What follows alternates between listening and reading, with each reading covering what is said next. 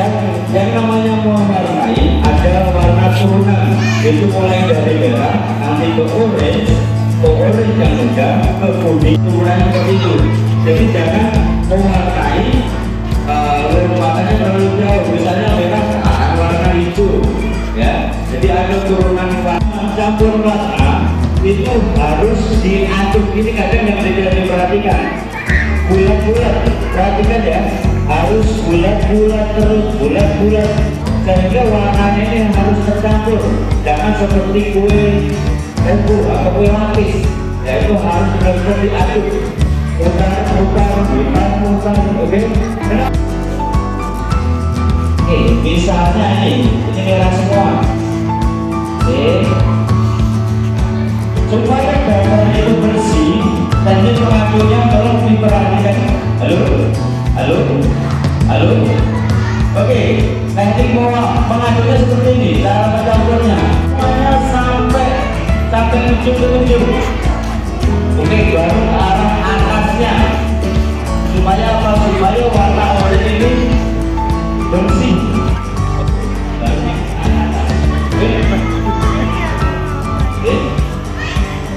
Ketika sudah sampai ujung, baru kita ke arah atasnya. Oke? Iya. Oke, seperti itu. Supaya apa? Oke, seperti ini.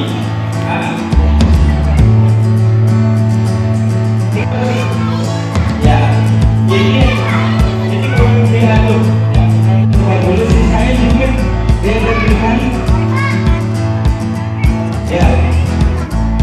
Oke, itu tadi kurang aduk. Oke, kurang aduk. Enggak, aduk di belakang. Ini apa namanya? Baru ke arah atas supaya kulitnya tetap bersih. Oke? Gimana nih? Bagus. Nanti ada satu warna lagi paling kurang. Ya, nanti ada warna satu lagi yang paling atas buat rumah lebih hidup. Ya. Oke. Ya. Oke. Ya. Oke, ini tadi kan. Ini tadi bagian kulit yang kita dari sini. Dan ini akan beda. Oke. Yuk. Oke, diselesaikan dengan warna kuning paling atasnya.